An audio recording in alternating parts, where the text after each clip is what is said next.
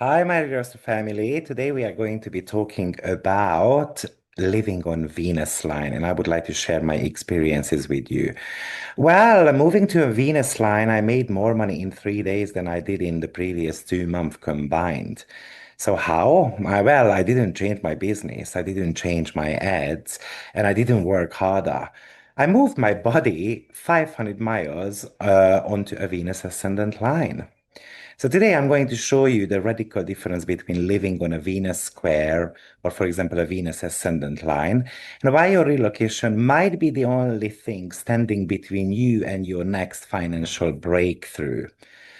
Um, However, what happens when you become completely obsessed with your appearance overnight as well? So I'm also going to be talking about the shadow side of living Venus line also, because I'm talking face treatments, threads, belly machines, and total wardrobe overhaul.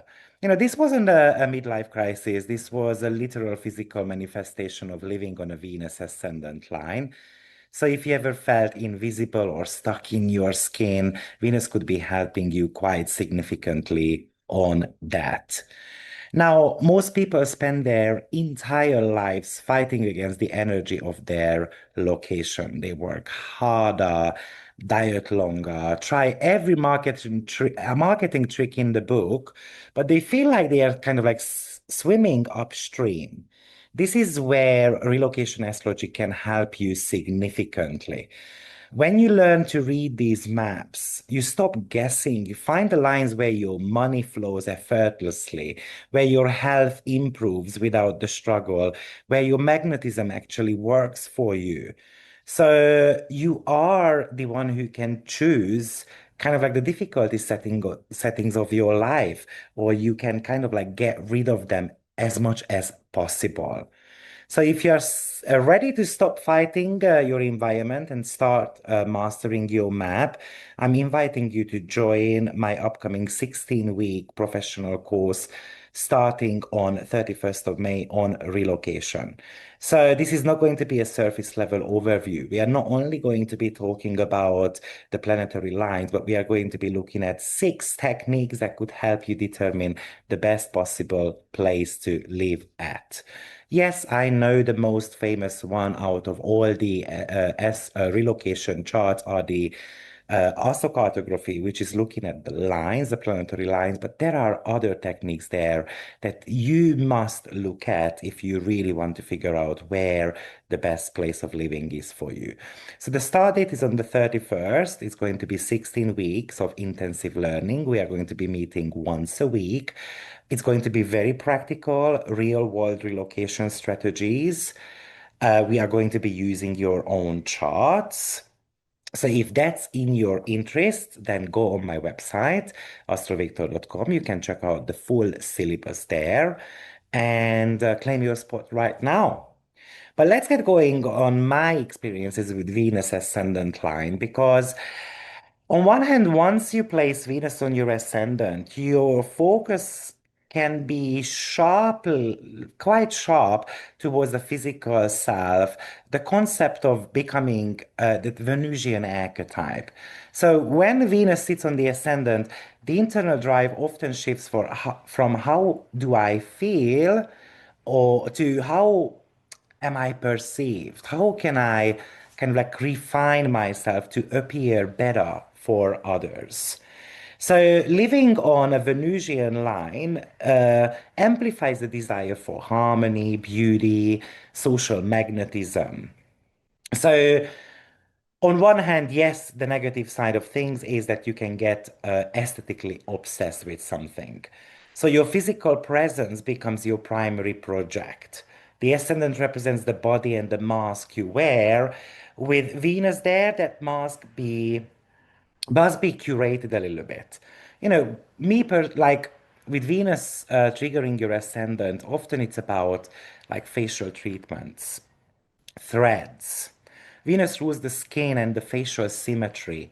The urge for procedures like threads or skin treatments is a very literal manifestation of tightening that Venusian image to reach an ideal.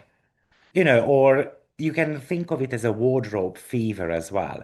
You know, Venus governs adornment.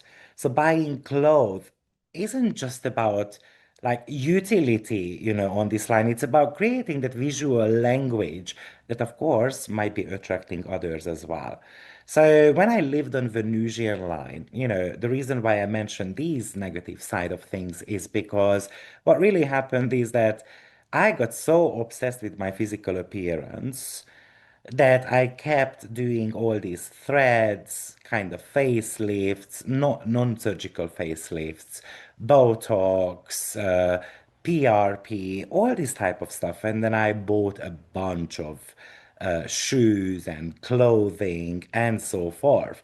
I went way too far with it. So relocation has become a nightmare for me, to be frank, because I've got 10 suitcases right now, 10 big suitcases and quite a few small ones to be able to navigate only the clothes and the shoes. And I'm not even talking about kitchen appliances at all. So, while we often think of Venus, for example, as indulgent, typically Venus represents sweets and luxury. Me personally, I've got an exalted Venus, which means that Venus is in the sign of Pisces. You know, often that is going to be looking for the divine, the perfect form. So I went on diets. I wanted to make sure that my body was as good as possible. And this isn't usually like a restrictive Saturnian diet, though. It's more of a Venusian one aimed at achieving that like that specific silhouette or glow. This is the reason why I went for those facial treatments, but I also went for those belly machines, you know, which is apparently giving you certain type of like six packs, and then you are there for like 20 minutes or so, and then apparently it equals with 1,000 or 2,000 belly crunches. So I went for those type of body treatments as well. So I did a lot of body sculpting with these, using machines to target that midsection. You know, that reflects the Venusian desire for proportion. So it's not just about losing weight. You are kind of like trying to sculpt your body with that. Now, the ascendant is the most visible point in your map. So when Venus is placed there, you essentially become kind of like a walking lighthouse for that Venusian energy. So you can get a lot of feedback. You can get a lot of like heads turned around once they see you. People are naturally more inclined to be agreeable, helpful, or attracted to you because you are projecting that energy of that benefic planet. An exalted Venus, for example, or just Venus around your rising sign can be very fertile as well.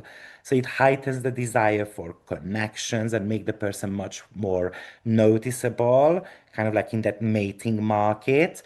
And of course, it is leading to a attention from the opposite sex or whatever from people. But I think the biggest shift on a Venus ascendant line is often psychological. You know, the mirror might become your best friend or your harshest critique. So you can become hyper aware of your kind of packaging. While this can lead to great confidence, you know, the obsessions that I have mentioned before happens because Venus is never quite finished. Venus is never quite satisfied. There is always one more treatment to do, one more outfit to buy, you know, one more refinement to be made. So we do need to be careful also. Now, another thing that I wanted to mention that I lived also on Venus square ascendant line before as well. And it's a really interesting story. So I want to share it because you might be able to benefit from it. But Venus was sitting on my midheaven. So it was on my midheaven line and then squaring my ascendant line. So when Venus sits on the midheaven is your career, your public reputation, your success story, pretty much. But Venus was squaring me. So that creates a tension. So it means that you might have got the skills, but somehow there was a disconnect between my effort and the world seeing it. So money and orders, you know, did come in, but they came in slowly. And I felt like, and then this is the reason why I looked at my astrological map, why it is happening, and I saw that Venus was actually squaring my rising sign. So I wasn't attracting people as much as I would have liked to. But it was so funny. As soon as I moved to closely to my Venus line, which I did, it was in Albania, by the way, and I did it on purpose. So I really looked at my map. Where can I attract more love? Where can I attract a bit more money? And not even a joke, within 3 days, I made more money than in 3 months previously, when Venus was squaring my rising sign. And I didn't do anything different. What happens is that when I'm placing Venus on my rising sign, then that physical presence, the vibe, it's kind of like you walk into a room and then all of a sudden it's like you are a walking invitation. You are like a walking board. So people notice you a little bit more. On a Venus ascendant line, you don't have to always ask for those orders as hard. I have been to my Venus ascendant line recently. So I went to visit Albania, I think last month, and it was noticeably higher the number of orders that I received during that. I think I was there for 5 days during that period of time. So it's amazing. Now, I'm not going to tell you that it's going to be happening for everyone because it really depends on your chart. And I have spoken about this previously in previous videos on the Saturn and the Jupiter lines as well, that sometimes it is all about looking at whether you are a fixed person, you are a mutable person, you are a cardinal person. I'm a mixture of cardinality and mutable energies, so I tend to be the fastest in many ways. And therefore, I pick up the energy of a new place a lot quicker than, for example, a very strong, fixed, and succeeding person. So, because the AC represents your vibe, that can make placing a good Venus there can make you effortlessly attracting that love life, that money, that confidence that you might need. And the ascendant is pretty much of a type of a cardinal energy, right? So it represents certain type of speed. So the ascendant reacts much faster than the midheaven, for example, because the ascendant is a little bit more about your immediate environment and the first impression, and the midheaven is more to do with your professional kind of like face. So I'm not saying that I wouldn't put Venus on the midheaven, for example, if that's the aim, but making sure that it's not necessarily squaring the rising sign. I think when Venus was on my midheaven, I think I still had a great store, but the sign was slightly crooked and the door was a bit harder to find because it was squaring me. So maybe my visibility wasn't the greatest. I have to be, because I was focusing on fitness retreats and stuff like that. So maybe I haven't made as many videos, for example. But anyway, when I went to Albania, I was still just doing 1 or 2 videos a week. So you know, so imagine the rising sign as kind of like the busiest corner in the city in a shop, for example. And it's like having Venus there is like you put this giant neon sign on yourself. So obviously you're going to become even more visible. Now, generally speaking, I think the positives of living on a Venusian line is a bit of a golden touch. So you can become a lot more social, you can attract a lot more people into your life as well. I think people are more forgiving, more helpful towards you. Or if you have got certain type of conflicts, it's just a lot smoother to sort them out. I think this is about financial magnetism. You might find yourself being at the right place at the right time for deals, gifts, and pretty much lucrative orders as well. I think Venus can really enhance your creativity as well. Your eye for detail could become a lot sharper, especially if that Venus is, for example, in Virgo. I think Venus is one of the best lines, for example, for artists and designers and anyone who works with aesthetics, for example. And also, I think it's very good for physical glow as well. The Venusian glow. Your health could actually improve on a Venusian line because you feel motivated to care for your body. So it leads to a better skin, a better hair, a better vitality.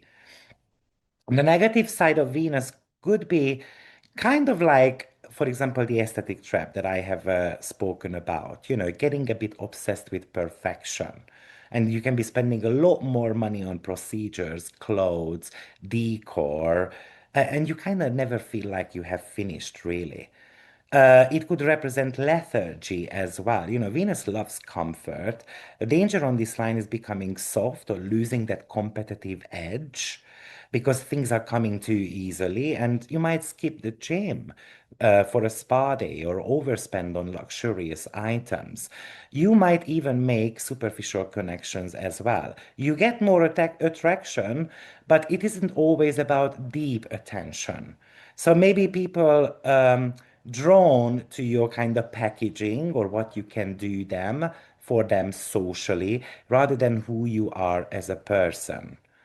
And if you are not careful enough, that sweetness can lead to avoiding necessarily confrontations as well. You might be saying yes just to keep the peace, for example, and that could lead to resentment later on. So I want to talk to you a little bit, very briefly about, my love experiences, because that might be also another big mistake. Thinking that, oh, if I move to a Venus line, then all of a sudden I'm going to meet someone significant and we're going to get married. And maybe, let's say if Venus is in the sign of Capricorn in your chart, or even with Venus in Libra, potentially that could be working. But if Venus is in a mutable sign, for example, just like in my case, you might be attracting a lot of potential people. But unfortunately, what could happen is that they might not be sticking around. They might be too attracted to your visuals rather than wanting to have a serious relationship. So often that's a sexual magnetism as well. And of course, everyone is different and everyone can decide what they want to do with their lives, but unfortunately, I experienced the second part of things. So many people just wanted to have some intimacy with me, but they didn't necessarily want to stick around. And it did kind of frustrate me, if I want to be fully transparent about it, because I feel like I'm more than just a one night encounter.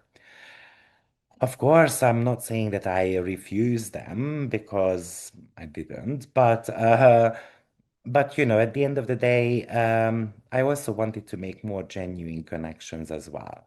So if you want to find someone for a serious relationship, maybe you want to be doing a bit of a Venus and Saturn crossover, for example, which might be slowing the process down, but actually it can really give you that commitment you need. Or you can kind of think of even with a Venus and Juno crossover, for example, to be able to meet someone significant for you. So I would love to hear your experiences of Venusian line. So who is living on Venus line and how did you experience or how do you experience, how are you experiencing living on a Venusian line? Um, because, like I always say, planets have got really good and kind of like the challenging sides to them as well. So we can get both of them. But never forget to look at your natal position. Where is Venus? What house, what sign, and what aspects does that Venus have?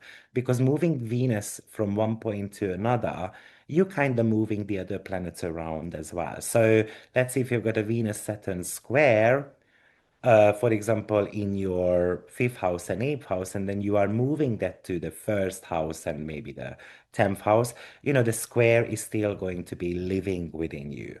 Okay? So, thank you for being here. Make sure to subscribe and follow for more. And maybe I'm going to be making a video about living on Neptune line because when I lived in England, I had a very Neptunian time. And I also want to share my experiences with that, the good and the bad as well, of course. So take care, everyone, and I will see you in my next video. Take care. Bye-bye.